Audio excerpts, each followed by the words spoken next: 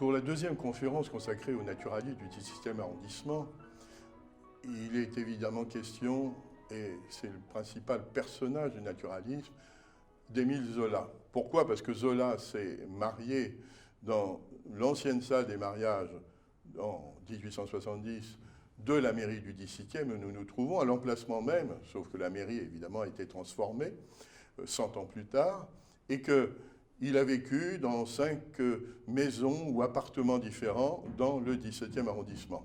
C'est aussi dans le 17e qu'il s'est inspiré de certains personnages, en particulier pour écrire Gervaise, et ensuite de La Plaine Monceau pour écrire évidemment et des turpitudes des investisseurs, des spéculateurs pour écrire Les Curés. Il est donc au cœur de la vie du 17e arrondissement. Et le premier, alors Zola évidemment était très attaché au naturalisme, et il avait même dit à propos de Dumas fils, qui était notre précédente conférence, que c'était un ouvrier puissant du naturalisme. Zola, lui, c'est la locomotive du naturalisme. C'est lui qui va populariser le naturalisme par des romans, par cette grande fresque qu'est la série des Rougon-Macquart, ce roman sur l'hérédité, sur les hérédités culpabilisantes. Alors, pourquoi Zola m'a beaucoup touché? Parce que mon père, un détail personnel, m'avait fait lire très tôt Zola et Céline. Et quand il était socialiste, jeunesse socialiste, en 1933, il avait assisté à Médan à un discours, ou plutôt à un exposé de Céline sur le naturalisme.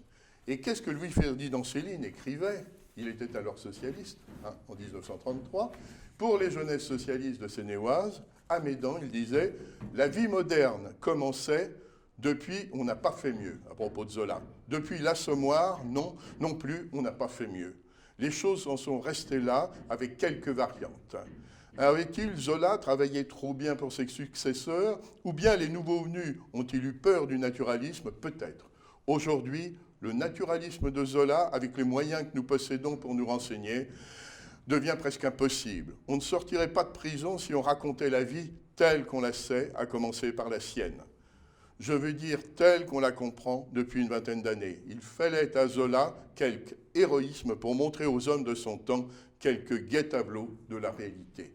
Et c'est pour ça, c'est en gratitude pour ces premières lectures de Zola et de Céline, puisque Céline, à l'époque, revendiquait l'héritage de Zola, comme Eugène David, d'ailleurs, qui a écrit Petit Louis et puis L'Hôtel du Nord. Beaucoup d'écrivains, Louis Guillou aussi, revendiquaient. C'est pour rendre hommage à Zola que cette conférence s'articule autour des principaux moments de sa vie. Émile Zola, il n'est pas né dans le Midi, il n'est pas né à Aix-en-Provence, il est né à Paris, le 2 avril 1840.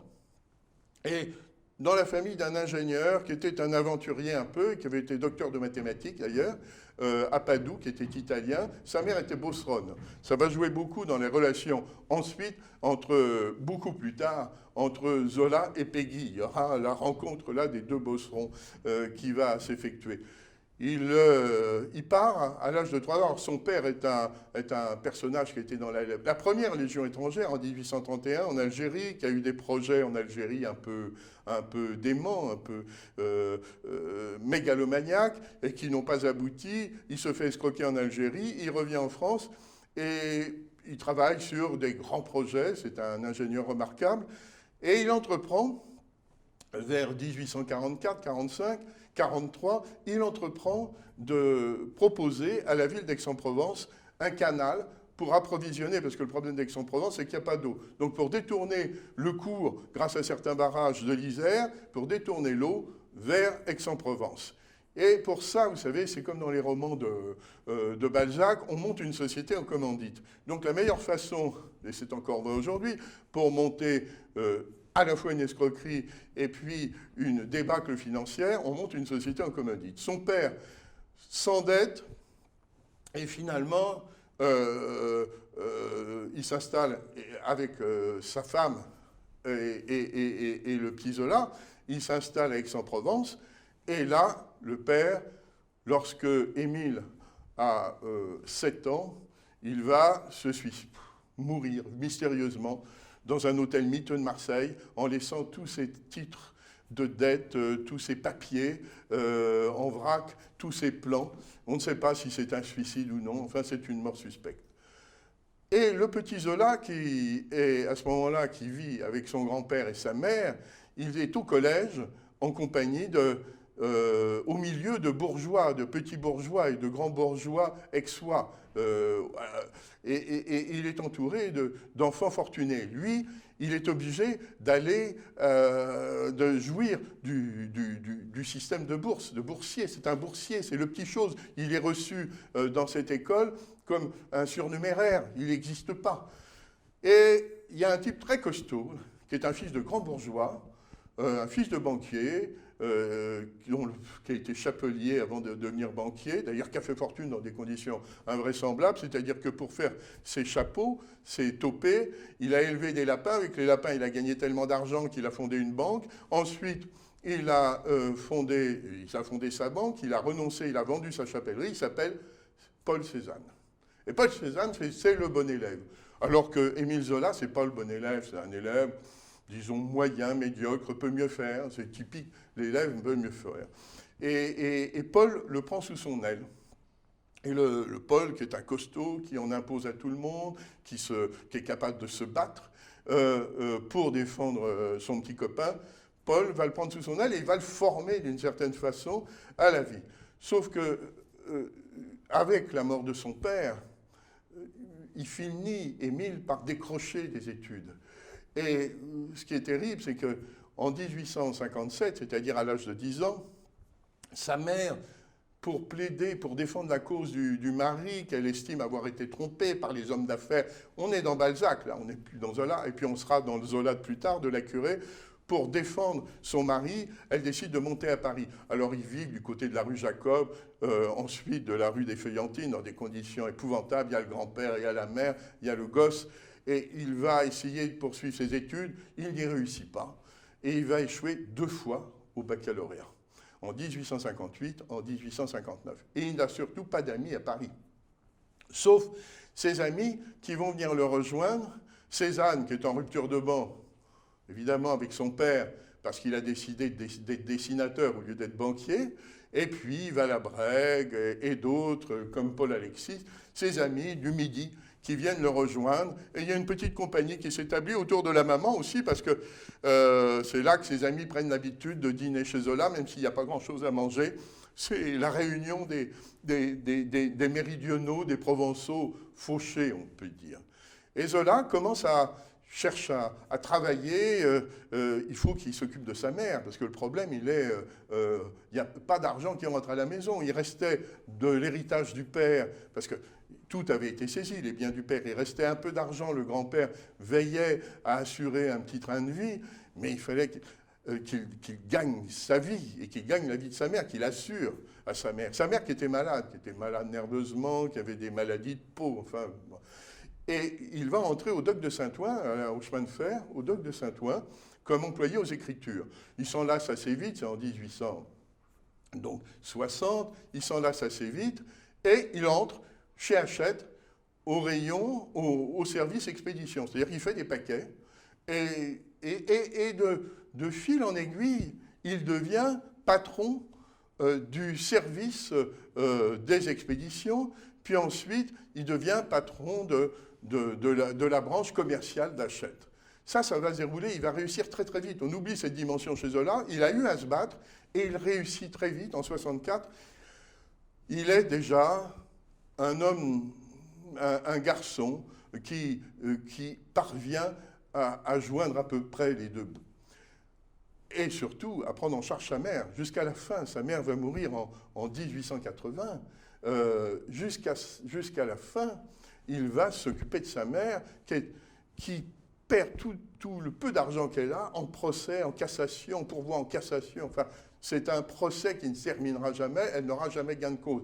Même si on reconnaît en 1854 que le père, François Zola, n'a escroqué personne, elle ne retrouvera l'argent jamais l'argent qui a été perdu et versé à fond perdu dans ce canal qui finira par être construit, c'est ça le paradoxe, d'Aix-en-Provence. Zola, lui, il est révolté tort, parce que c'est un peu la voie des vulnérables à l'époque. Il a été laissé pour compte, il s'est fait tout seul, il a l'échec des 2 baccalauréats, parce qu'à l'époque, pour la bourgeoisie, c'était une faute grave. Il va commencer à écrire, parce que l'écriture le démange. C'était pas le plus doué. Le plus doué pour l'écriture, c'était Cézanne, au collège. C'est ça qui est incroyable. Il avait entrepris un roman sur les croisades qu'on n'a jamais retrouvé, mais qui était absolument fabuleux, pareil, et qu'on n'a pas retrouvé. Mais Cézanne lui donnait des conseils, écrivait. Cézanne était très bon en grec, très bon en latin, ce que Zola n'a jamais maîtrisé, vraiment. Mais il va quand même écrire, et il écrit ses premiers contes en 1864, et il décide, il dit, je vais devenir pigiste, il devient journaliste. Il devient journaliste pour des journaux, on peut dire, contre le Second Empire, enfin très orientés contre le Second Empire, comme le Salut public de Lyon ou des journaux régionaux. C'est un pigiste, il travaille pour 5 ou 6 journaux à la fois. Pour le Sémaphore de Marseille, par exemple, c'est un journal, il y a plein de journaux comme ça à Paris. C'est la prospérité de la presse.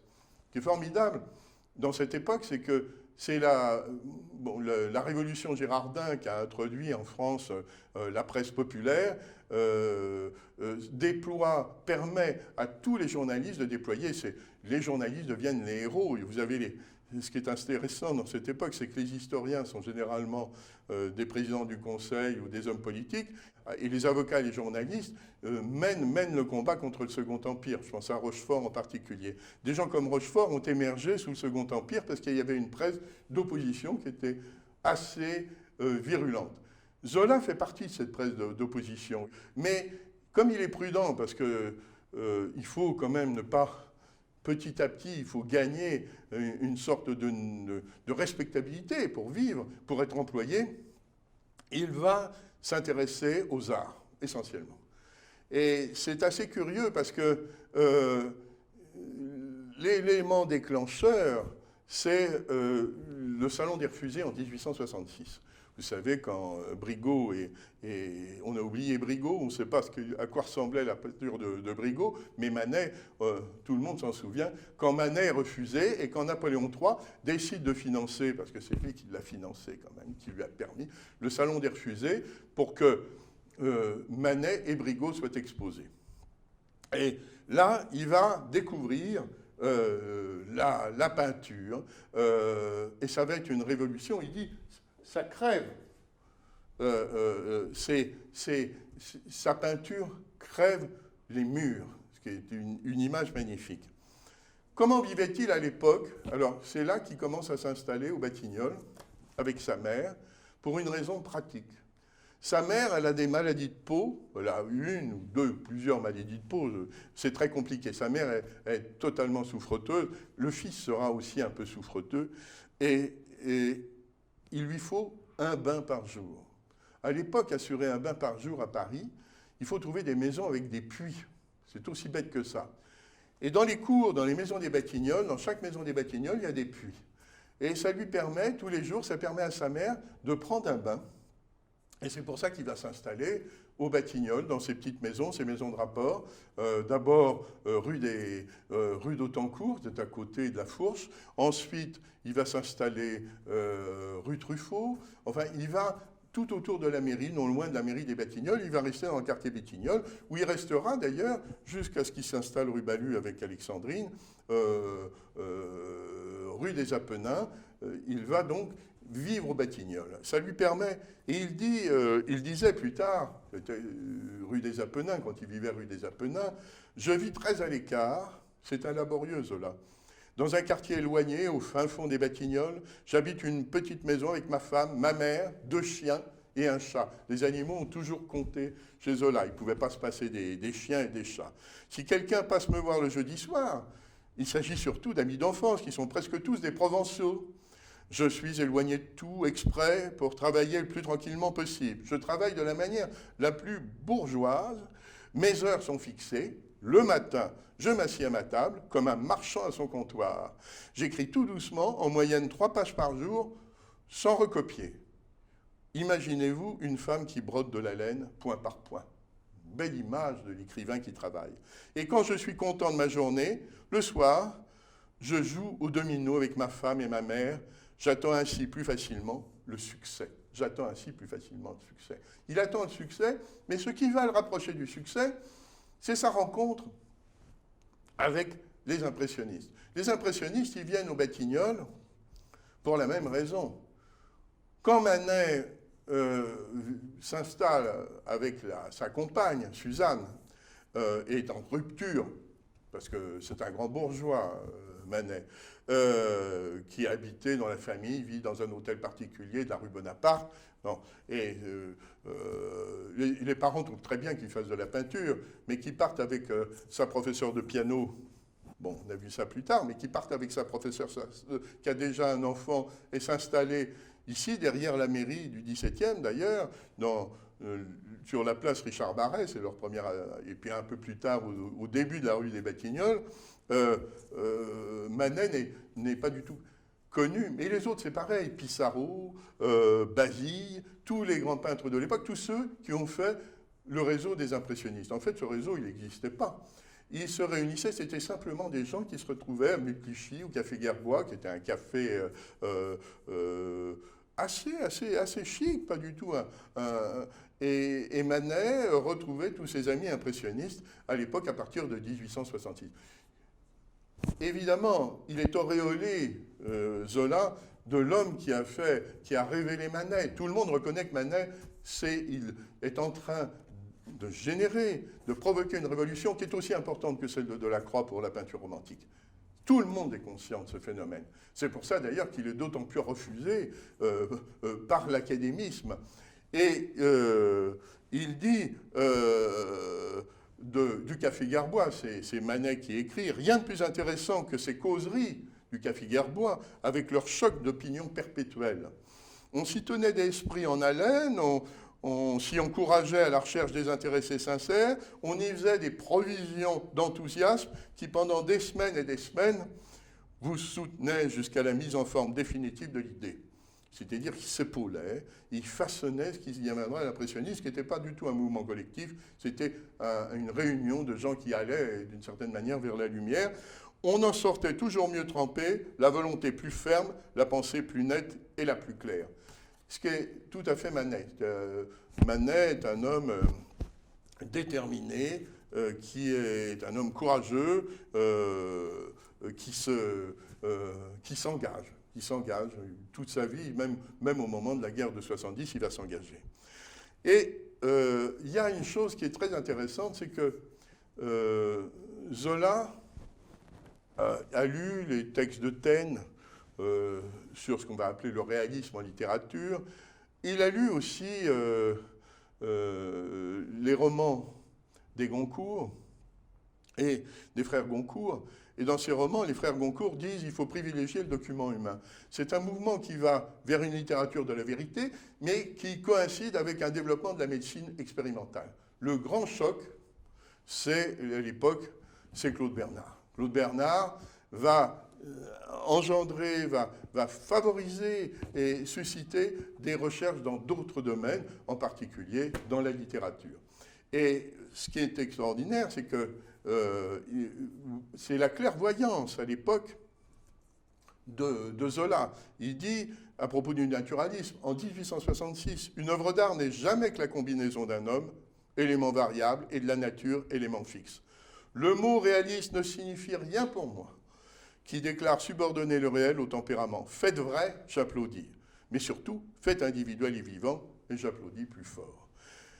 Et sa clairvoyance, il dit, il paraît que je suis le premier à louer sans discrétion M. Manet. Et le talent de M. Manet est fait de simplicité et de justesse. Sans doute, devant la nature incroyable de certains de ses confrères, il en sera décidé à interroger la réalité, seul à seul.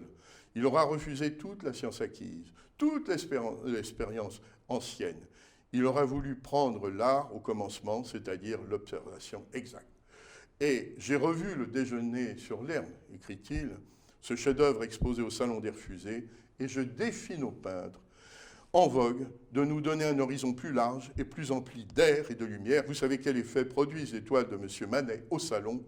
Elles crèvent le mur, tout simplement. Cette expression, c'est du journalisme de 1866. Aujourd'hui, les journalistes n'ont pas ce courage. Mais Zola est toutefois un homme qui séduit la littérature. C'est quasiment... Dans la peinture, ces gens se recevaient. C'est le fameux tableau où on voit le tableau de Manet, le portrait de Manet, c'est l'époque où Manet trace le portrait dans son atelier de Zola. Avec d'ailleurs derrière une estampe japonaise. C'est très intéressant ce tableau. Et pour Manet, c'est aussi un manifeste artistique. Mais Zola, lui, il doute beaucoup, puisque comme tous les gens qui, dans la vie, commencent d'une manière un peu difficile, il dit, est-il possible qu'on soit assez dépourvu de doute pour croire en soi? C'est l'interrogation qu'il nourrit dans ces années-là. Alors, il se console, il se console en rencontrant Gabrielle. Gabrielle, elle ne s'appelle pas Gabrielle, elle se fait appeler Gabrielle, c'est son nom de modèle pour les peintres, Gabrielle Mellet. En fait, elle s'appelle Alexandrine Mellet, elle est née à Paris, d'une famille qui travaillait aux Halles. C'est une Parisienne caractéristique, typique de cette époque. Elle a été orpheline à l'âge de 10 ans. Elle a travaillé comme fleuriste. Fleuriste, à l'époque, c'était les femmes qui faisaient des fleurs en papier. Et il y a une description dans dans La Curée, je crois, du travail de ces fleuristes. Ou dans Thérèse Raquin, le travail de ces fleuristes elle prenait une tige en fer et puis elle mettait du papier. Et à l'époque, on utilisait beaucoup, c'était Trousselier, ensuite on a fait un art, du papier ou du tissu. Et elle a vécu comme ça jusqu'à l'âge de 18 ans, lorsqu'elle est devenue modèle pour Guillemet. Elle a vécu avec Guillemet, un peintre, un bon peintre, dont on n'a pas oublié le nom, mais que c'était un bon peintre tout de même, et puis pour Cézanne, dit-on. Et c'est Cézanne, mais il ne s'en vantait pas, qui l'avait présenté à Émile Zola, à son ami Émile Zola. Parce qu'ils sont restés à ce moment-là, ils sont très très amis, ils sont vraiment très liés, ils ne se quittent jamais. Sauf que Zola, il est odieux. Zola, à partir à 18 ans, il devient un être invivable.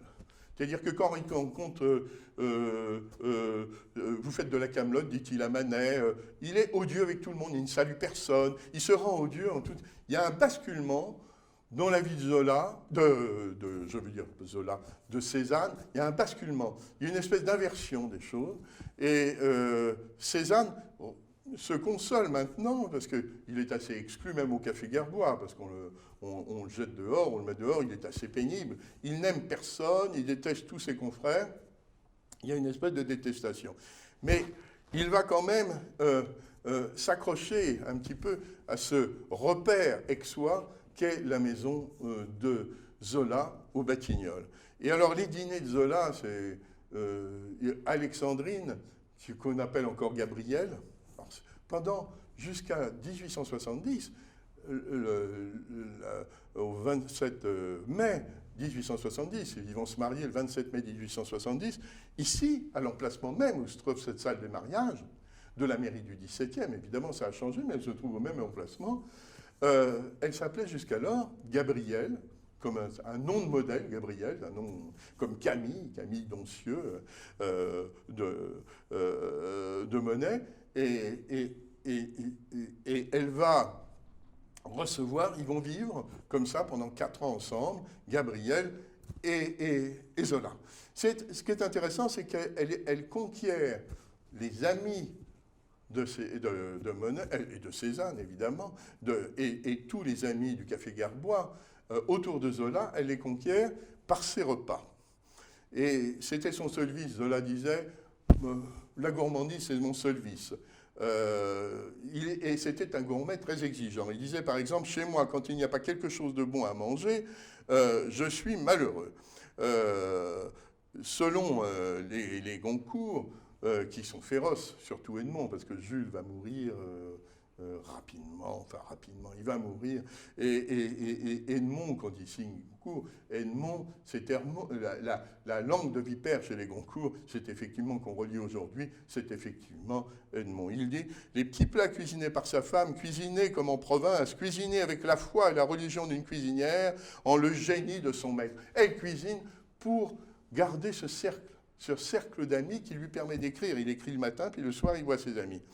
Hier, les Charpentiers, c'est l'éditeur de Zola, m'ont montré un Zola que je ne connaissais pas, un Zola gueulard, gourmand, gourmet, un Zola dépensant tout son argent à des choses de la gueule, courant les marchands de comestibles et les épiciers, à la grande renommée, se nourrissant de primeurs. Il me peignait ce nerveux, les doigts si tremblants de bonheur, quand il avait des palourdes à déjeuner à Piriac. Voilà, c'est le Zola dans la vie quotidienne. Mais ce Zola, c'est un travailleur acharné. Non seulement il va écrire pour beaucoup de journaux, mais il va définir un peu son journalisme. Et son journalisme, il le définit vers 1866 aussi, cette conception du journalisme. Il appelle ça dans un texte que je vous recommande, c'est Méhaine. Voilà, un jeune journaliste qui s'engage et qui dit, voilà, j'ai décidé, voilà mon programme, voilà mon manifeste, c'est les haines. Il décline ces haines. Il dit « Je hais les hommes qui se parquent dans une idée personnelle, qui vont en troupeau, se pressant les uns contre les autres. Je hais les railleurs malsains, les petits jeunes gens qui ricanent, ne pouvant imiter la pesante gravité de leur papa.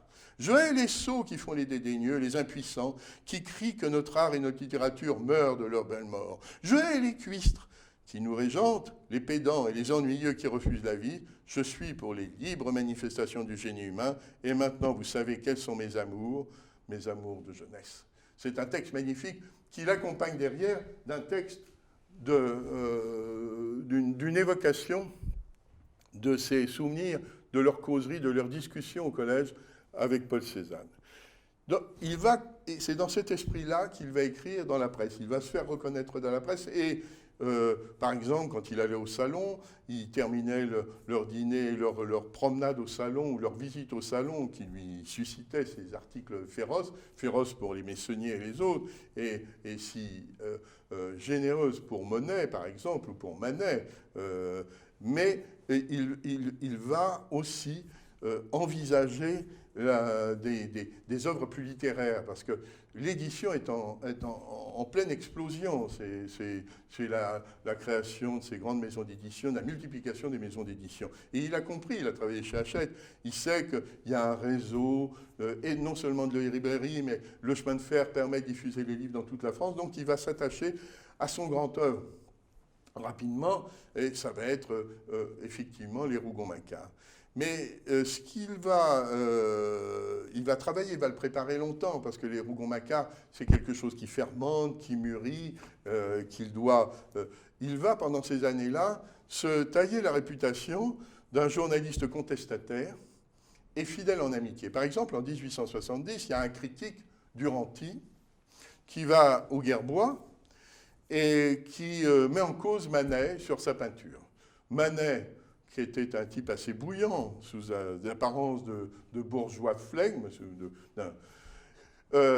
dit « Très bien, allons à Saint-Germain et allons vider cette querelle sur le pré. » Et Zola devient alors le témoin de ce duel entre Duranty et Manet.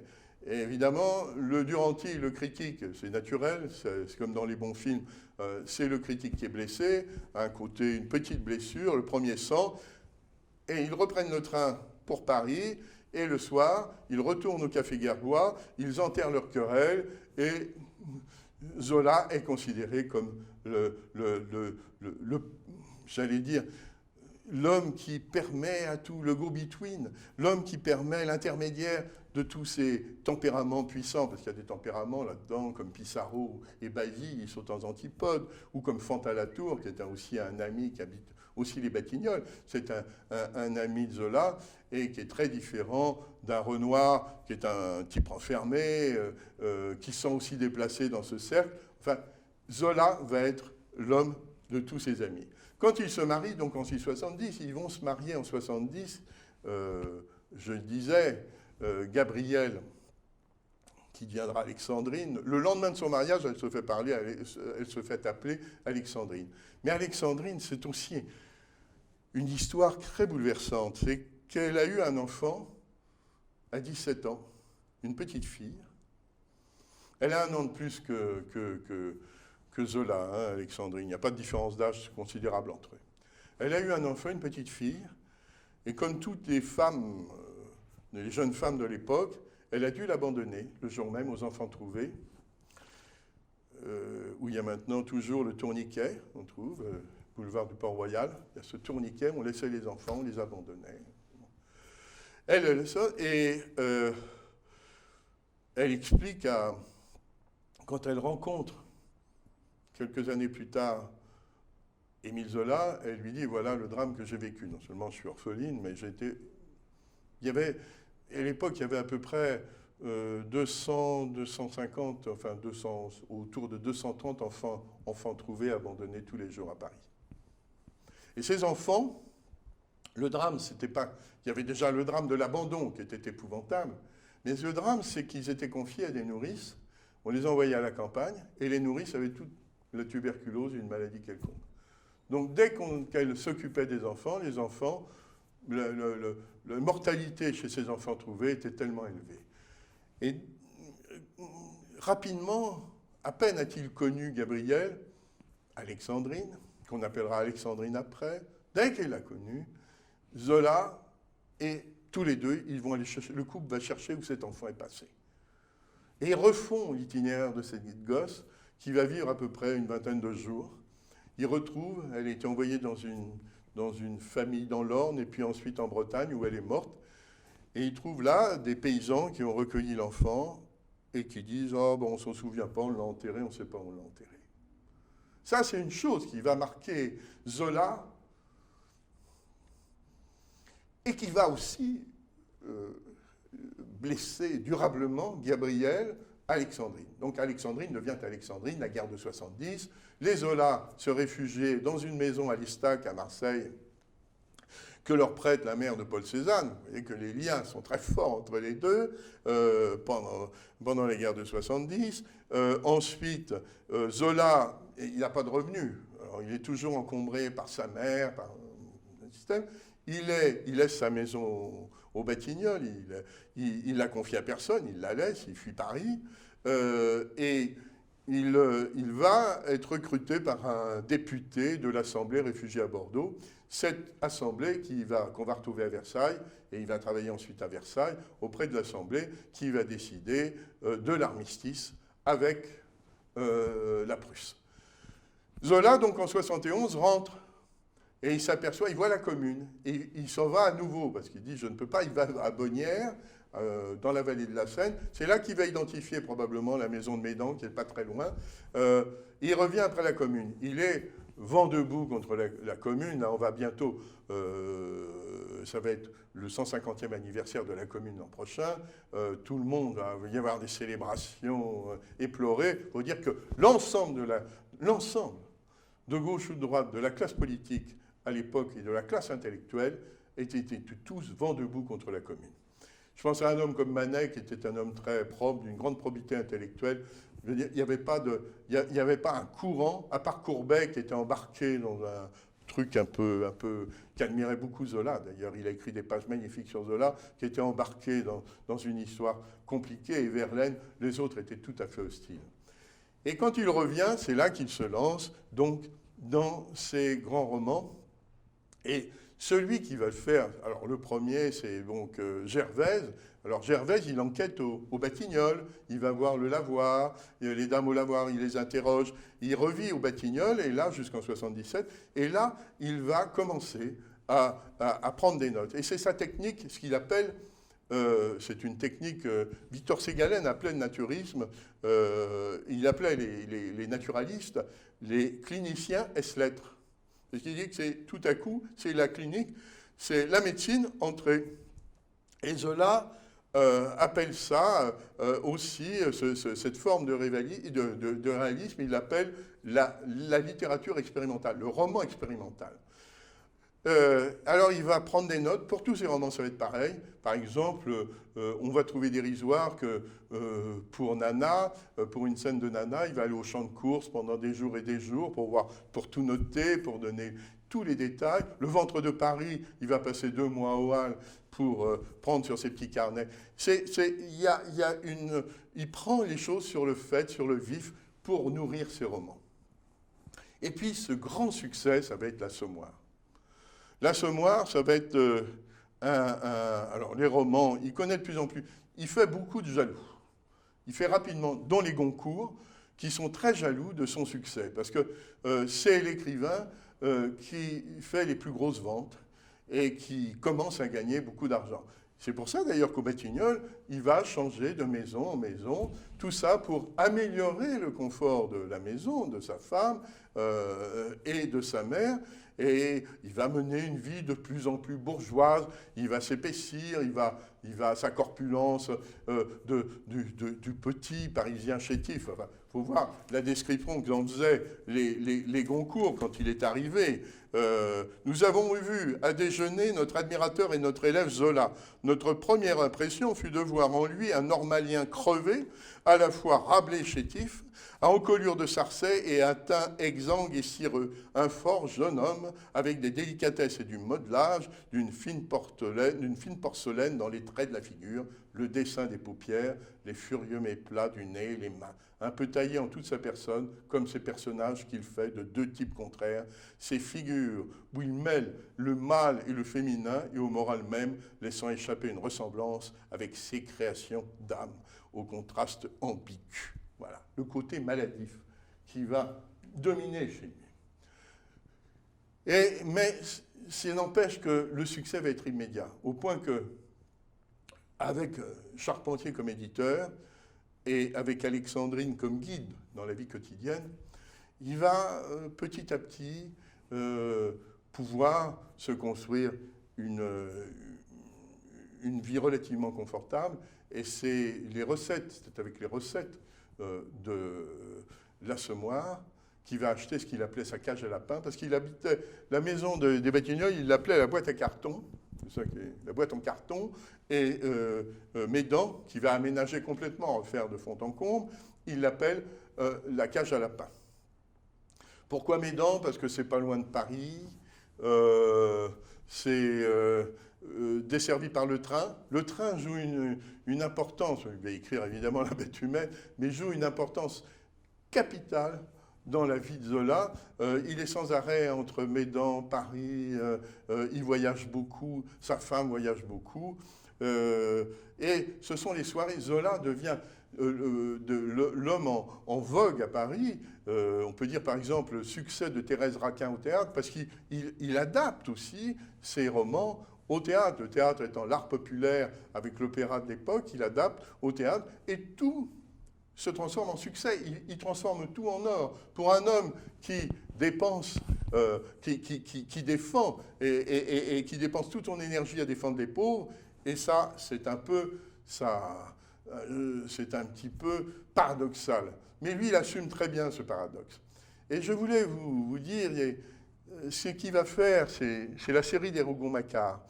Il va écrire 18 ans, ça va lui prendre 18 ans, cette série des Rougon-Macquart. Il l'entame au retour, 1872, il entame les Rougon-Macquart au retour et après la Commune, après cet épisode de Bordeaux, où effectivement il a vu les politiques. Et il y a un passage, on me faisait très justement observer tout à fait récemment que ce qu'il y a de plus beau chez Zola, et ce qui scande Zola, parce que Zola c'est un sensualiste, c'est un vitaliste. C'est pas du tout un comptable des faits et gestes des gens, il n'est pas indifférent, au contraire, parce qu'on disait, Flaubert disait, et les Goncourt disaient, il faut être impassible pour être naturaliste. Il n'est pas impassible du tout, Zola. Il n'a pas l'impassibilité scientifique comme il est requis pour tous les naturalistes. Au contraire, il s'engage, et il y a dans cet engagement il y a deux choses qui sont troublantes. Il y a d'abord la présence dans la cité c'est presque écologique de les dire, mais c'est presque du paysage, du climat, de la lumière. Par exemple, tous ces récits, tous ces romans sont scandés par des couchers de soleil. On ne le dit pas assez, et quand j'entends des professeurs qui disent, pardon, je cite, des professeurs qui disent oui, mais Zola, on ne peut pas faire lire aujourd'hui des descriptions comme celles de Zola. Elle ouvrit la fenêtre, elle regarda l'immense paysage. Ça, c'est un extrait de La Curée, qui est un roman très apprécié d'un ami. Là, rien n'était sali. Elle retrouvait les éternelles joies, les éternelles jeunesses du grand air. Derrière elle, le soleil devait baisser. Il décrit là l'île Saint-Louis. Elle ne voyait que les rayons de l'astre à son coucher, jaunissant avec des douceurs infinies ce bout de ville qu'elle connaissait si bien.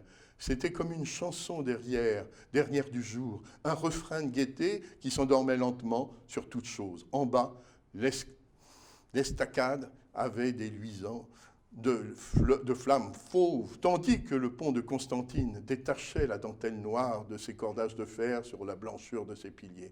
Puis à droite, les ombrages de la halle au vin et du jardin des plantes faisaient une grande mare aux œufs stagnantes et moussues, dont la surface verdâtre allait se noyer dans les brumes du ciel. Et cette ville qu'il décrit, qui revit, qui renaît à chaque coucher de soleil, c'est pourtant la ville aussi du vice. Et ce vice qu'il a décrit, c'est-à-dire le vice des spéculateurs, le vice des investisseurs, le vice des affairistes. La fortune des Saccard semblait à son apogée. Elle brûlait en plein Paris comme un feu de joie colossale. Toujours l'image du feu, du flamboiement. C'était l'heure où la curée ardente emplit un coin de forêt de l'aboiement des chiens, du claquement des fouets, du flamboiement des torches. Les appétits lâchés, se contentaient enfin, dans l'impudence du triomphe, au bruit des quartiers écroulés et des fortunes bâties en 6 mois. La ville n'est plus qu'une grande débauche de millions et de femmes. Le vice, venu de haut, coulait dans les ruisseaux, s'étalait dans les bassins, remontait dans les jets d'eau des jardins pour retomber sur les toits en pluie fine et pénétrante. C'est magistral. Donc Zola est dans la position, à cette époque, du grand homme de la littérature, qui indispose tout le monde. Et son succès va aller à son train de sénateur, puisqu'il devient une espèce de grand sénateur des lettres. Il est admiré, il est envié, il commence à il s'intéresse toujours à la modernité, le chemin de fer, le vélo, enfin tout ce qui asparaît, tous les aspects de la modernité. Il consacre son argent, tout ce qu'il gagne, ses droits d'auteur, à restaurer, à faire un grand parc à Médan. Il est souvent à Médan, il invite ses amis, il festoie, là, alors c'est du canotage sur la Seine. C'est pratique Médan parce qu'il suffit de descendre du train, puis on est tout de suite dans la maison. Donc les amis, tous les dimanches, viennent et ils sont là, tous à le flatter, même ceux qui vont le critiquer beaucoup plus tard. Et il fait partie des 5, enfin des naturalistes, avec Daudet, avec Flaubert, avec les Goncourt et Maupassant. Il fait partie des gens, des dîners des naturalistes. Et les jeunes commencent à dire ah, « c'est formidable », à leur tour, et il suit les peintres. Petit à petit, il va s'éloigner quand même de la peinture. Et ce qui va l'éloigner de sa peinture, c'est qu'il va écrire un roman dans la série des Rougon-Macquart, qui s'appelle L'œuvre, qui est consacré à son ami, il s'inspire de Cézanne. Il faut dire que Cézanne, il se comporte assez mal avec les Zola, dans la mesure où Cézanne a une femme, mais qu'il planque.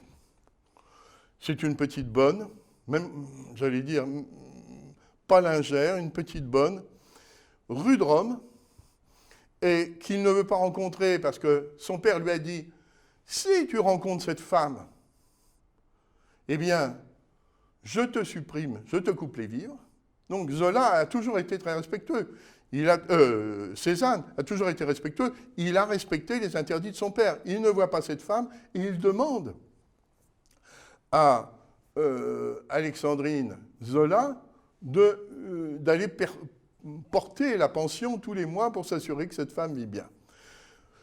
Mais cette femme, elle va avoir un enfant, c'est-à-dire le petit Paul, qui va devenir la passion de Cézanne, son fils, et les choses vont changer. Mais il est vrai que, et dans l'œuvre, qu'est-ce que décrit? Il décrit, le peintre est décrit comme un type qui vit comme ça, indifférent aux autres, et d'ailleurs il le montre en train de déployer son tableau, d'installer son tableau au square des Batignolles. On retrouve les Batignolles ou l'omnibus des Batignolles dans tous les romans, toutes les 3 pages, il y a l'omnibus des Batignolles, il y a les Batignolles, tout le temps. Les Batignolles, il y a aussi la nouvelle Jacques d'Amour, qui est une nouvelle peu connue, mais qui est dans une petite collection que vous pouvez lire à 2 € ou 2-3 €. C'est un récit merveilleux, c'est l'histoire d'un communard qui rentre de Nouvelle-Calédonie en 1880, après l'amnistie, et qui découvre, qui veut se venger de sa femme, qui veut vivre au crochet de sa femme. Il découvre que sa femme vit avec un boucher de la rue des Moines et de la rue Nollet, au coin de la rue Nollet. Et la boucherie existe encore, elle a existé encore assez longtemps. Et il découvre que le boucher est tout à fait sympathique et que finalement il va renoncer à ses idées homicides et tout le monde va s'entendre et il va disparaître de leur vie. C'est un très beau roman parce que c'est un roman sur la vie quotidienne des Batignolles.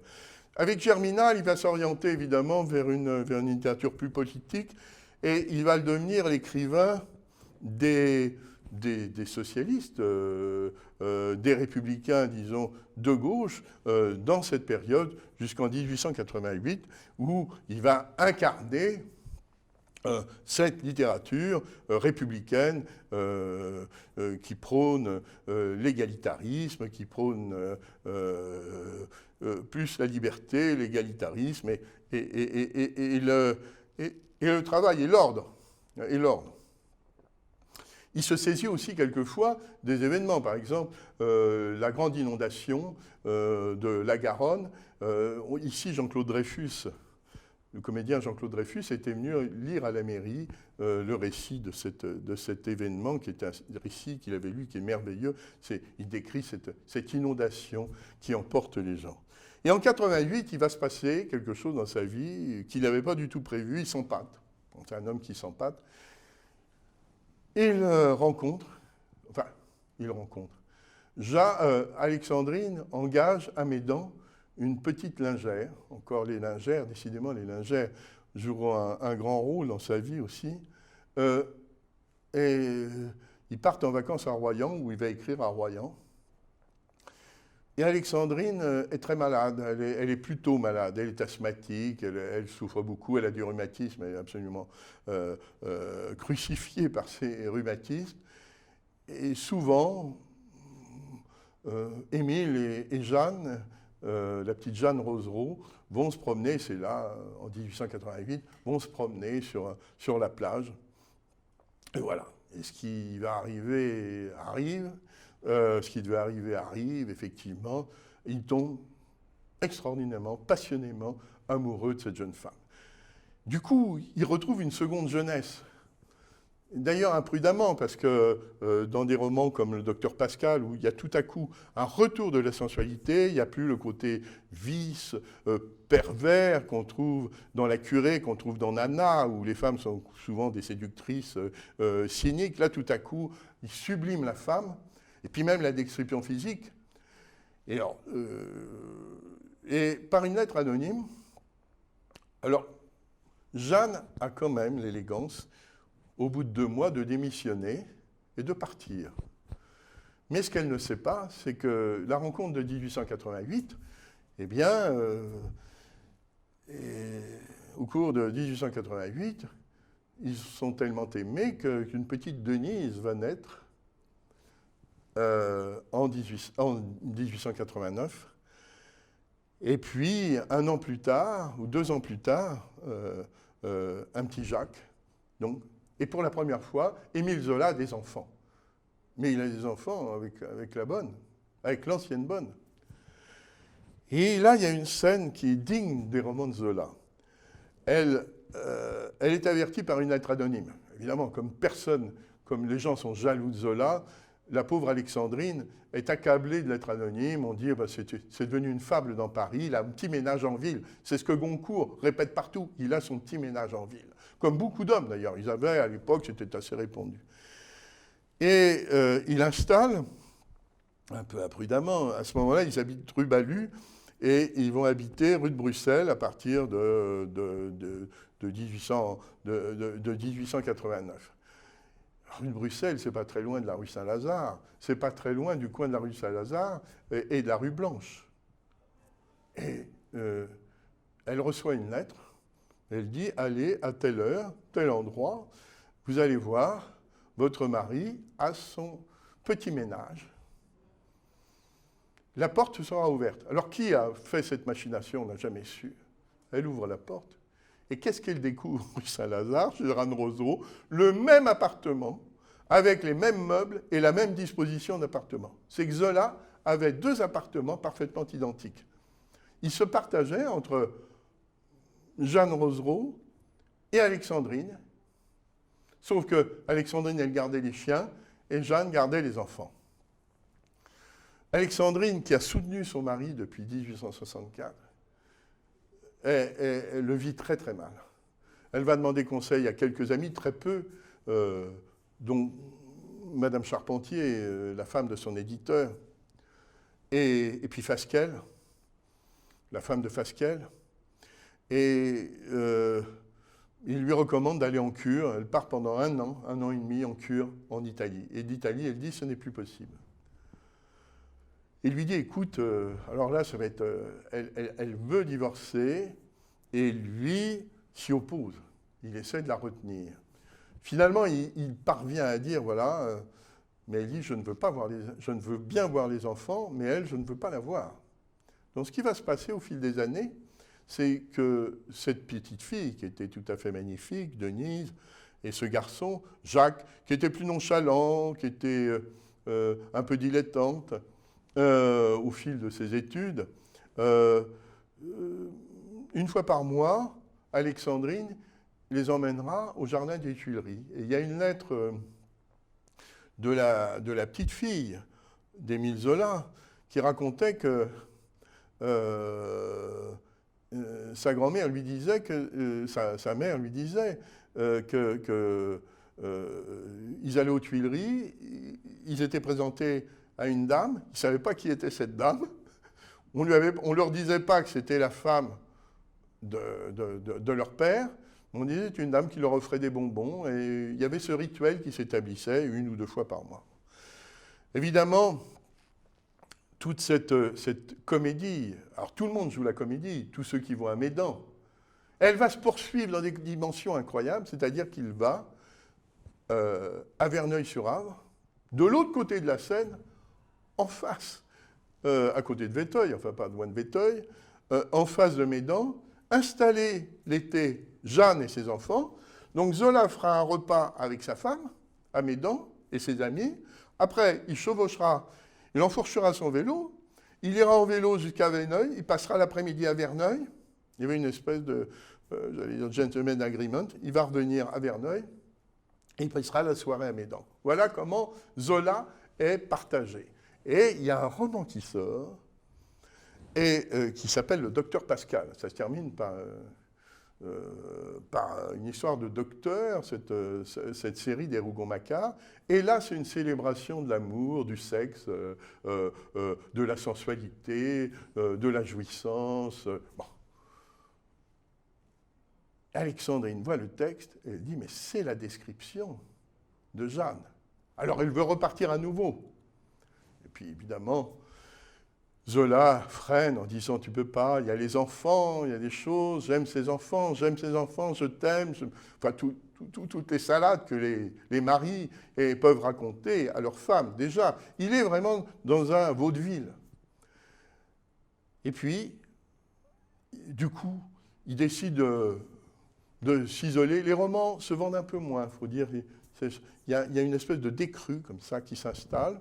Il fait la découverte aussi de gens remarquables, parce qu'il s'intéresse à tout, il y a de soi partout, il adore Wagner, c'est l'un des premiers wagnériens, il va assister à tous les concerts de Wagner, où la musique de Wagner est donnée à Paris, et il rencontre Alfred Bruno, qui est un compositeur, qui est d'ailleurs qui est au conseil du conservatoire à l'époque, qui est chef d'orchestre, et qui lui propose de composer des opéras à partir de ses livrets. Il écrit Messidor, qui sera monté par Alfred Bruno. Alfred Bruno, d'ailleurs, qui est enterré au Batignolles, qui a un magnifique médaillon, qui a été le sosie de Zola. C'est ça qui est incroyable quand on le voit. C'était avec la barre, le même profil, c'était très curieux. Les deux hommes étaient presque en miroir.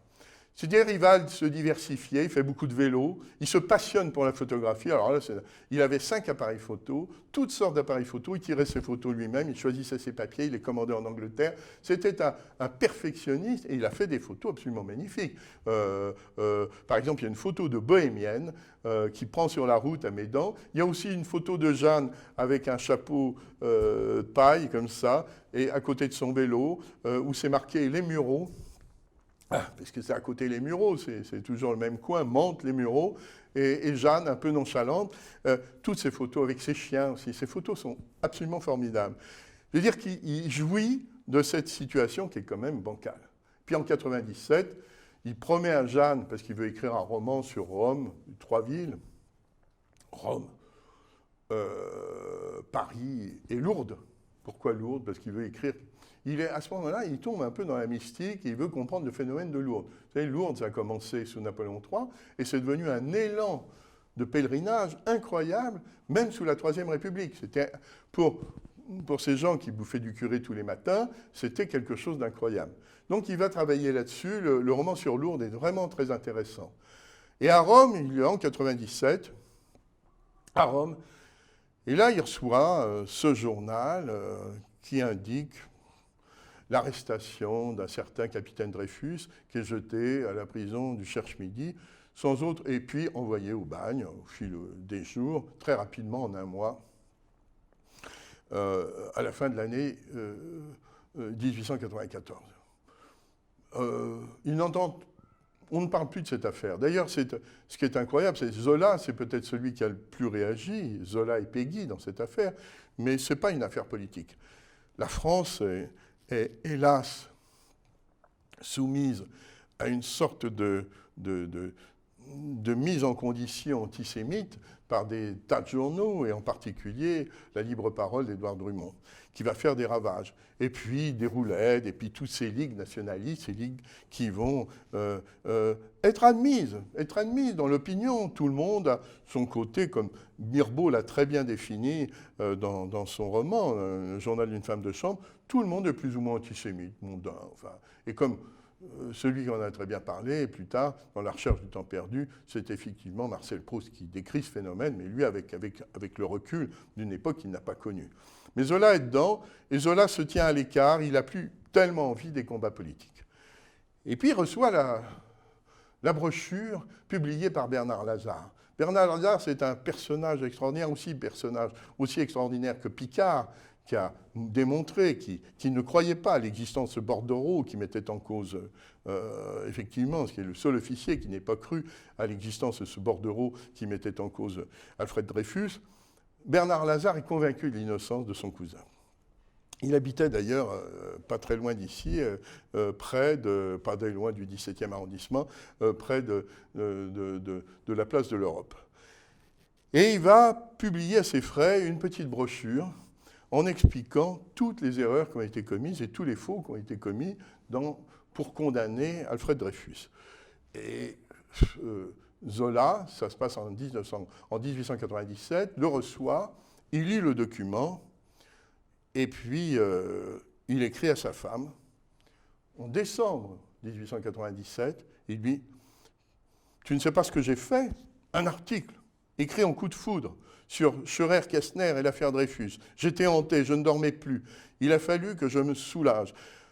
Je trouvais l'âge de me taire. Tant pis pour les conséquences, je suis assez fort, je brave tout. L'article paraîtra demain dans le Figaro. » C'est un grand écrivain, il peut imposer ses articles quand il veut, et surtout, il est collaborateur au Figaro. Donc, c'est le Figaro qui était un journal téméraire et qui publie cet article. Et dans l'article, il exprime sa détermination. Après avoir lu l'essai de Bernard Lazare, un conseil de guerre a condamné pour crime de trahison un capitaine qui peut être un innocent. Le châtiment a été effroyable, la dégradation publique, l'internement au loin, toute l'exécration d'un peuple s'acharnant, achevant le misérable à terre. Et s'il était innocent, grand Dieu, quel frisson d'immense pitié, quelle horreur froide à la pensée qu'il n'y aurait pas de réparation possible. Et il le met le doigt, et là il renaît. Il renaît même physiquement, c'est-à-dire qu'il retrouve une seconde jeunesse, une énergie, les premiers combats qu'il avait, par exemple, en faveur, ou quand il écrivait Gervaise, ou quand il écrivait Germinal, ou quand il écrivait L'Assommoir, ses révoltes, ou quand il défendait les impressionnistes, et il retrouve la même ferveur, la même ardeur au travail. Il dit, dans l'article du Figaro, et donc il va à l'essentiel, l'imbécile antisémitisme a soufflé cette démence. La délation est partout. Les plus purs et les plus braves n'osent faire leur devoir dans la crainte d'être éclaboussés. Et l'on en est arrivé à cet horrible gâchis où tous les sentiments sont faussés, où l'on ne peut plus vouloir la justice sans être traité de gâteux ou de vendu. Il y a des échos quand même à certaines époques, je veux dire contemporaines. La vérité est en marche, et c'est ça qui est cette phrase magnifique. Décembre 97, il écrit « La vérité est en marche et rien ne l'arrêtera ». Quand on avait fait notre spectacle sur Zola avec 2 articles magnifiques, auxquels avait assisté d'ailleurs le petit-fils d'Alfred Dreyfus et l'arrière-petite-fille d'Émile Zola, on l'avait baptisé, à partir des lettres des uns et des autres et des procès de Zola, La vérité est en marche. Parce que je crois que c'est ça. Et voilà. Cette affaire Dreyfus me jette dans une colère dont mes mains tremblent. Je désire élargir le débat, en faire une énorme affaire d'humanité et de justice. La jeunesse actuelle, des adversaires littéraires, reviennent à moi tout frémissant d'émotion, toute la famille Dreyfus. Encore une fois, sois tranquille sur mon compte, je suis en train d'écrire la plus belle page de ma vie, c'est un grand bonheur et une grande gloire qui m'arrive. Et il redevient l'écrivain des Batignolles. À ce moment-là, il décide de publier dans un fascicule qui s'intitule « Lettres à la jeunesse » chez Fasquelle. Fasquelle, comme Charpentier, ce sont des éditeurs qui vont toujours accompagner Zola, et c'est davantage que ce sont des amis. Jeunesse, jeunesse, sois toujours avec la justice. Si l'idée de justice s'obscurcissait en toi, tu irais à tous les périls. Et il écrit 1 mois plus tard, au mois de janvier, le fameux J'accuse, où il met en cause Félix Faure, le président Félix Faure, qui a connu cette fin fâcheuse. Après, surtout ce qui le scandalise, il accuse quoi? Il n'accuse pas, il ne sait pas. Il juge que Dreyfus est innocent. Mais ce qu'il dit, c'est qu'il était scandaleux d'acquitter Esterhazy, qui avait fait le faux, et qui était l'homme de la machination, l'outil, l'instrument de la machination. Telle est donc la simple vérité, Monsieur le Président, elle est effroyable, elle restera pour votre présidence une souillure. Ma protestation enflammée n'est que le cri de mon âme, qu'on ose me traduire en cour d'assises et que l'enquête ait lieu au grand jour, j'attends. Là, il n'attendra pas très longtemps, parce qu'il va y avoir un premier procès Zola à Paris, et là, toutes les ligues antisémites, toutes, elles vont toutes se réunir, les jeunes, les étudiants, on va dire, le quartier latin. Alors, il y a quelques écrivains qui entourent Zola et qui protestent avec Zola. C'est Félix Fénéon, autre découvreur des impressionnistes, le grand critique, Lucien R, qui est le bibliothécaire de l'école normale, Lunier Pau, l'homme de théâtre, Octave Mirbeau, Daniel Halévy et Marcel Proust.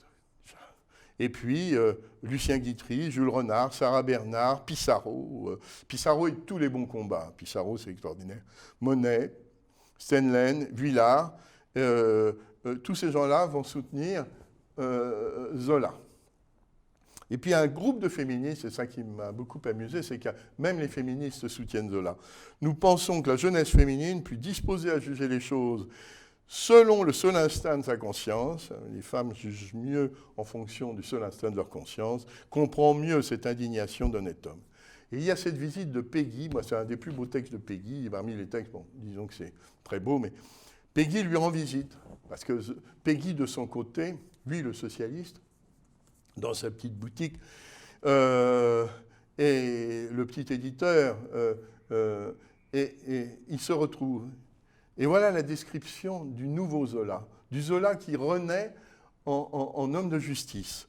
L'heure était redoutable, l'homme que je trouvais n'était pas un bourgeois, mais un paysan noir, vieilli, gris, aux traits tirés et retirés vers le dedans, un laboureur de livres, un aligneur de sillons, un solide, un robuste, un entêté, aux épaules rondes et fortes, comme une voûte romaine, assez petit et peu volumineux, comme les paysans du centre. Il avait des paysans ce que sans doute ils ont de plus beau, cet air égal, cette égalité plus invincible que la perpétuité de la terre. Voilà. Et c'est ce Zola qui va transformer complètement, qui va mettre le feu aux poudres, comme Péguy d'ailleurs. Bernard Lazare, Zola et Péguy vont mettre le feu aux poudres dans cette année 1890. Il dit, pendant le procès, alors parmi ses défenseurs sont Maître Laborie, qui va défendre, qui est le défenseur de Dreyfus, et puis Georges Clemenceau. Et eux veulent démontrer l'existence d'une machination. Mais ce n'est pas ce qui compte. Pour eux, pour le tribunal, il faut condamner Zola parce qu'il dit des choses, il met en cause la République, l'establishment, toute l'installation, toutes les autorités du Sénat à l'Assemblée, au ministère et surtout au ministère des Armées. Et à l'état-major, ce qui est encore plus grave, alors qu'ils veulent tous, ils sont sur le point de vouloir se battre contre l'Allemagne, et les bellicistes règnent à l'époque, et il dit que tout cela croule le 23 février, que mes œuvres périssent, si Dreyfus n'est pas innocent, il est innocent. Et il dit tout est contre moi. Les deux chambres, le pouvoir civil, le pouvoir militaire, les journaux à grand tirage, et oui, l'opinion publique qu'ils ont empoisonnée, et je n'ai pour moi que l'idée, un idéal de vérité et de justice. C'est ce passage il va aller de procès en pourvoi en cassation, et il reprend son travail, et puis il vit entre Jeanne Rosereau, qui a changé d'appartement, il l'a installé avec ses enfants rue Tête-Boute, et puis Alexandrine, qui vit tantôt à rue de Bruxelles, tantôt à Médan, et ils se partagent. D'ailleurs, il se présente à l'Académie française, évidemment, il ne recueille aucune voix, aucune, alors qu'il était donné 2 ans avant favori. Et la Ligue des droits de l'homme est fondée, d'ailleurs, à ce moment-là, par les Dreyfusards. Et alors, évidemment, de pourvoi en cassation, il va être condamné. Et même Picard, alors c'est la période, cet été 98 est absolument délirant. C'est-à-dire qu'on a libéré Esterhazy, et Picard, qui a révélé la machination, le faux, le bordereau, il est envoyé en prison. Quant à Zola, il est condamné. À ce moment-là, le président de la République a changé parce que Félix Faure est mort dans les conditions qu'on connaît, dans des circonstances un peu particulières. Et alors le président du Conseil dit « Croyez-moi les poètes », il écrit au président du Conseil, Zola, « Croyez-moi les poètes », qui est Henri Brisson, « Croyez-moi les poètes sont un peu dévoyants. Dans 3 ans, la France ne sera plus la France. La France sera morte où nous aurons à la présidence le chef politique, le ministre juste et sage qui aura pacifié la nation. » Ce président du Conseil juste et sage, ça va être plus tard, un peu plus tard, mais il faudra attendre 1 an, ça va être Waldeck Rousseau, qui va être apaisé, qui a apaisé beaucoup de choses, mais là, il va apaiser l'affaire Dreyfus. Et puis, le président Loubet, qui a succédé à Félix Faure, qui va apaiser les choses. Le procès de Versailles, c'est pire. Zola est condamné, mais il est condamné à faire de la prison, en sortant du tribunal. Donc, dès qu'il sort du tribunal, il prend la route en voiture de Vaucresson. La voiture est poursuivie par les jeunes antisémites qui veulent lui faire la peau. Il va à Gare de l'Est, il va manger un petit morceau chez son éditeur, chez Charpentier. Il va à Gare de l'Est, il lui dit à sa femme, il envoie un télégramme à sa femme, mets-moi une chemise propre, de quoi, du linge propre, dans un journal, et puis on se retrouve à la gare du Nord. Gare du Nord, il monte dans le train, son éditeur lui a réservé une place dans le train, il a un compartiment pour lui tout seul, et sa femme lui donne Alexandrine lui donne quelques vêtements pour tenir 2 jours. Enfin, il y a quoi? Il y a une chemise, un tricot de peau, enfin pas grand-chose. Et il va donc à Londres et il écrit à Jeanne, qui elle est à Verneuil, assaillie avec les enfants par tous les anti-Dreyfusards. Vous allez voir qu'il met... Toute sa famille est mise en cause. Chère femme, l'affaire a tourné de telle façon que je suis obligé de partir ce soir pour l'Angleterre. Ne t'inquiète pas, attends tranquillement de mes nouvelles. Dès que j'aurai pu décider quelque chose, je te préviendrai. Je vais tâcher de trouver un endroit où tu viendras me rejoindre avec les enfants. Ne dis à personne au monde où je vais. Je vous embrasse bien tendrement. Et il va donc vivre un exil à Londres, dont il reviendra seulement... un exil où il s'ennuie beaucoup, sauf de la photo. Il fait beaucoup de photos, il rencontre beaucoup de photographes, il va apprendre beaucoup de la photo. Et il est à Londres, il va être reçu.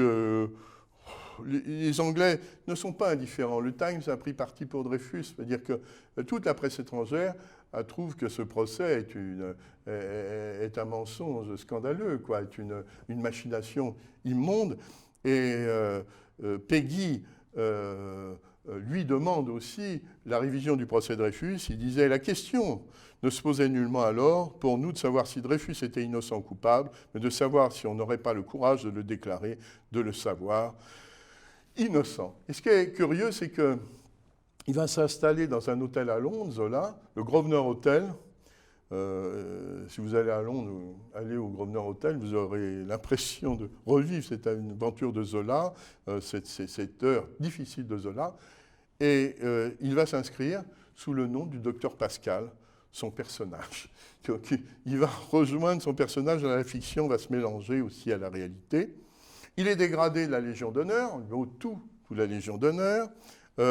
Et Alexandrine, il dit, il faut qu'il y ait un danger bien gros pour que tu aies consenti à partir si vite en laissant tout ce que tu aimes derrière toi. Elle parle aussi de Jeanne et de ses enfants. Et pourquoi, si tu le savais, ne me l'avoir pas dit à moi, de qui tu dois connaître le dévouement? Mais je ne veux pas t'attrister par ma pauvre personne. Je ne demande encore qu'une chose, c'est de vivre encore assez si je dois être utile. Et là, il va être traqué un peu en Angleterre. Alexandrine va le rejoindre. Georges Clemenceau aussi va passer un mois avec lui en 99. Et puis, on parle surtout de Picard à l'époque. Alors, c'est le délire total en France. On n'imagine pas, ce qu'on n'a pas vu dans le film qui a été consacré à Picard, qui est un bon film d'ailleurs, c'est ce délire atteignait tout le monde. Un député, en février 98, avait proposé d'exclure les Juifs de l'administration française, quand même. On l'oublie, c'était écrit. Et Monseigneur Loutil, qui a construit l'église Saint-Odile, lui, c'était l'éditorialiste de La Croix. Et qu'est-ce qu'on pouvait lire dans La Croix? Voilà comment il décrivait Zola, pâle, blême, affaissé, paraissant dégoûté de tout. De loin, on eût dit que tous les poils de sa barbe se hérissaient de terreur et que ses dents claquaient dans sa bouche ouverte et la foule criait « Étripez-le ». C'était un prêtre qui écrivait ça, l'éditorialiste de La Croix. Les journaux ont quelquefois la mémoire courte. Et Dreyfus, lui, il s'apprêtait, il sentait que le vent allait tourner, et il écrivait la correspondance. Il y a un livre à lire en même temps que relire Zola, relire Lacurée, relire Thérèse Raquin, relire son Excellence Eugène Rougon. Enfin, il faut lire tout ça. Mais ce qu'il faut lire, c'est la correspondance d'Alfred Dreyfus et de sa femme. Ça a été publié, c'est absolument extraordinaire, parce que Alfred Dreyfus travaillait, il faisait des mathématiques, il réécrivait Shakespeare, il se remémorait Shakespeare, les sonates Shakespeare. Enfin, il pense sur le monde, il ne s'enterre pas sur l'île du Diable. Et là, il écrit, à l'époque, le scepticisme, parce qu'il est informé de rien, il ne reçoit rien dans l'île du Diable. Le scepticisme, le prosaïsme de certaines classes, la corruption financière, l'étroitesse d'idées de certains partis, voilà ce qu'il faut combattre partout au nom des idées. Et le retour de Dreyfus, c'est en 1899. D'ailleurs, ce qui est intéressant, c'est que Méliès va faire un film. L'un des premiers films de Méliès, c'est le retour de Dreyfus. Il fait un film, il a pris parti pour Dreyfus, évidemment, il fait un film qui va être diffusé en France, où on voit Dreyfus rentrer, évidemment c'est reconstitué, mais c'est très très bien fait, c'est un court film de Méliès, vous pouvez le trouver d'ailleurs, vous le trouverez sur Internet, et regardez-le, c'est très étonnant que l'année même où Dreyfus rentre, il y a un premier film sur l'affaire Dreyfus qu'on a souvent oublié. Et c'est là que, après J'accuse, Zola écrit dans l'Aurore, il est toujours à Londres, il dit « Je désire », il écrit un article intitulé « Justice », l'Aurore c'est le journal de Clémenceau. « Je désire rentrer en silence dans la sérénité de la victoire, sans que mon cœur puisse donner lieu au moindre trouble, à la moindre agitation de la rue. » Voilà le retour, et il va y avoir un second procès de Dreyfus. Alors le second procès à Rennes, parce que Dreyfus, pendant tout son voyage, il aura droit à 1 heure de sortie sur le pont du bateau, il sera mis au fer le reste du temps. Il rentre à Rennes, on le jette en prison.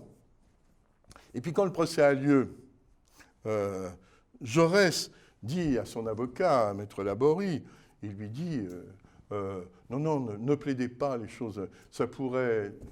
Dire tout le monde se défile, commence à se défiler, parce que là, il faut s'engager, parce que Dreyfus est rentré.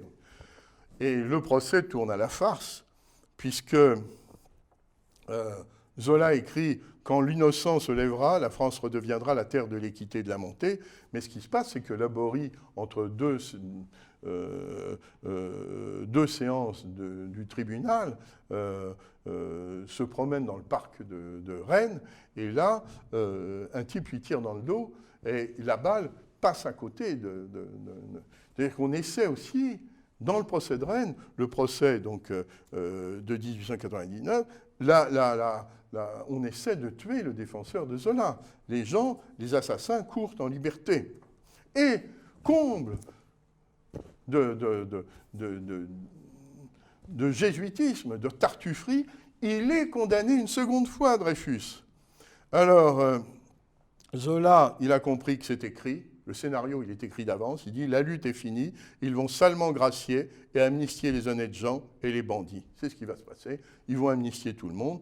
Et le 9 septembre, Dreyfus est déclaré coupable, mais on lui reconnaît des circonstances d'atténuement, ce qui ne veut absolument rien dire, ça n'a aucun sens.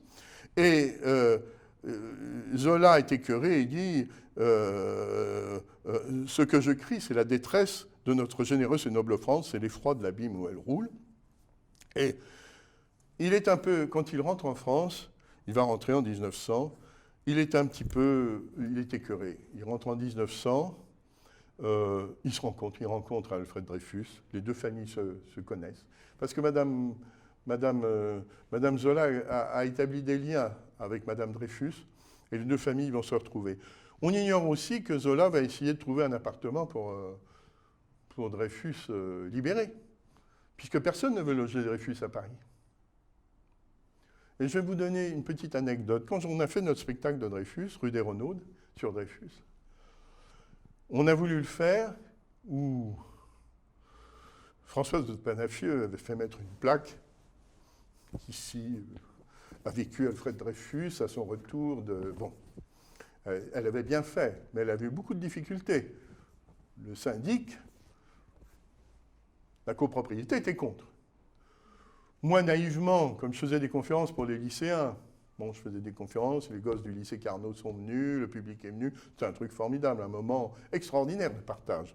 Et puis, un dimanche, ils sont venus, on a eu vraiment la visite du petit-fils qui me disait, vous voyez, dans cet appartement, j'ai sauté sur les genoux de mon grand-père.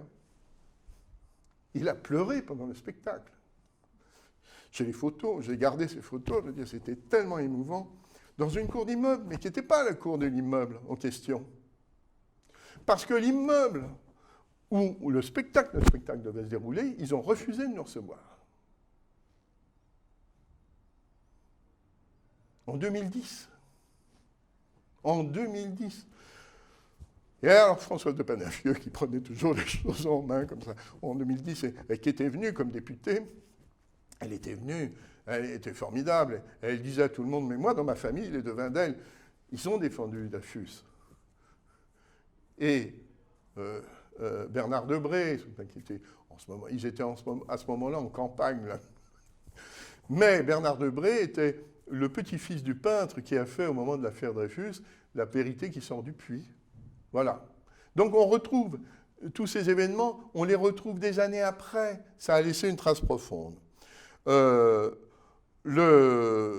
Ces procès, ça va faire qu'il va rentrer, et la passion, il va changer de vie un peu, Zola.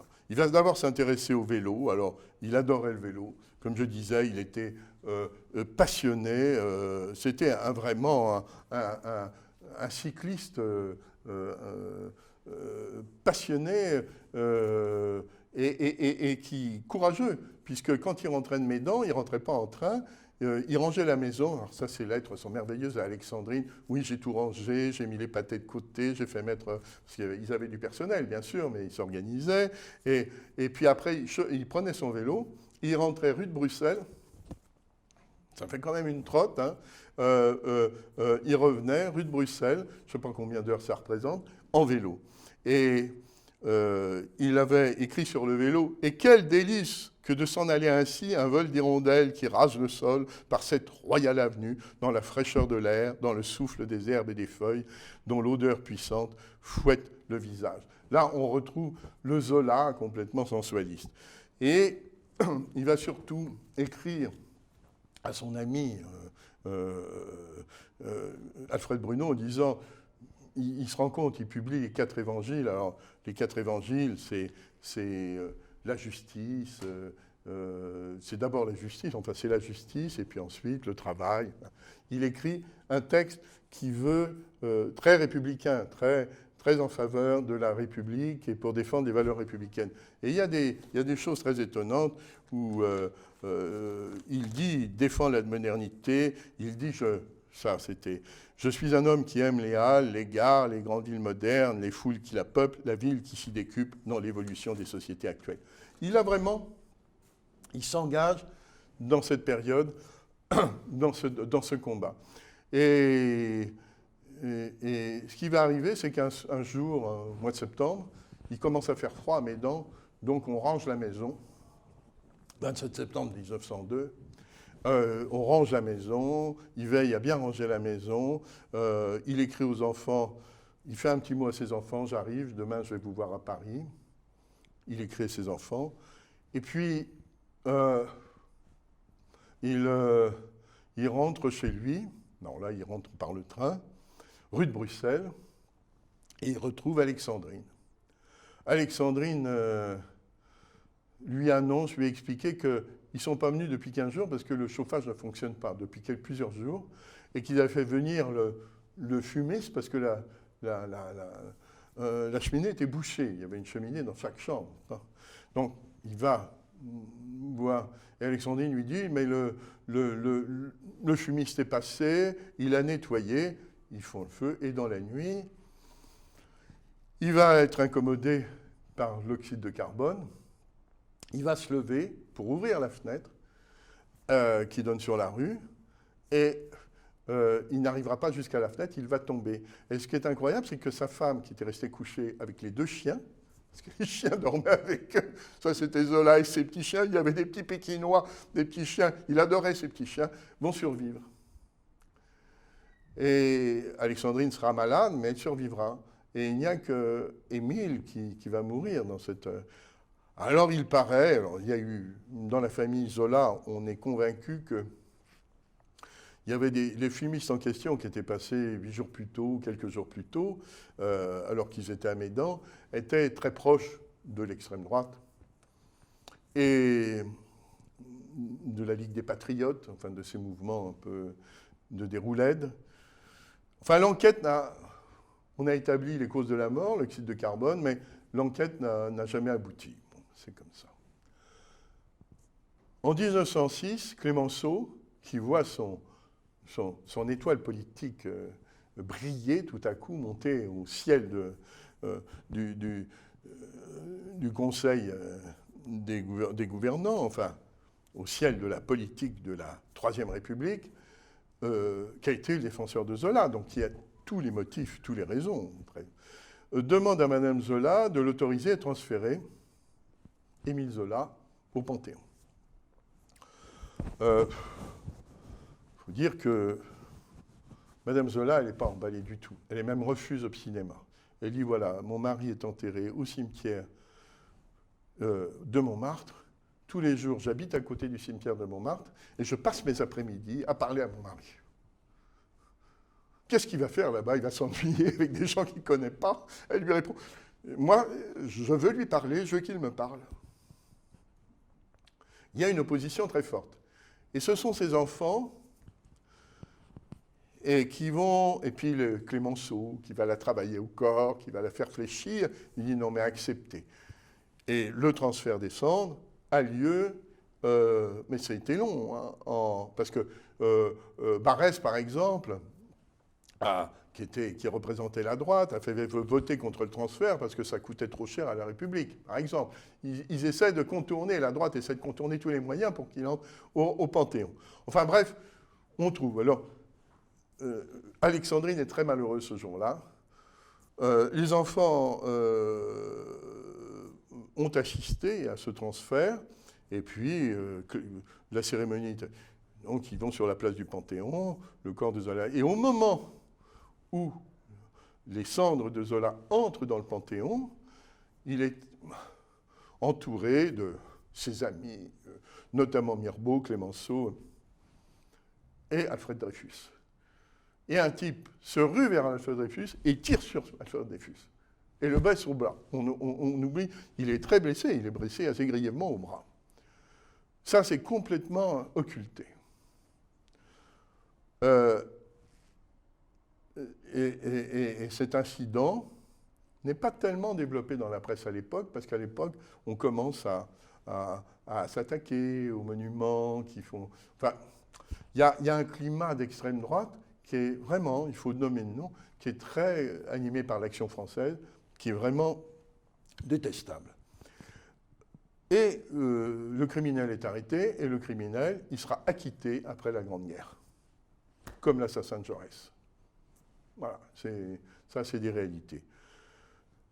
Jeanne, la mère des enfants de Jeanne Rosereau, qui ne portera jamais le nom de Zola, les enfants portent le nom, elle a accepté, Alexandrine a dit oui, ce sont aussi mes enfants.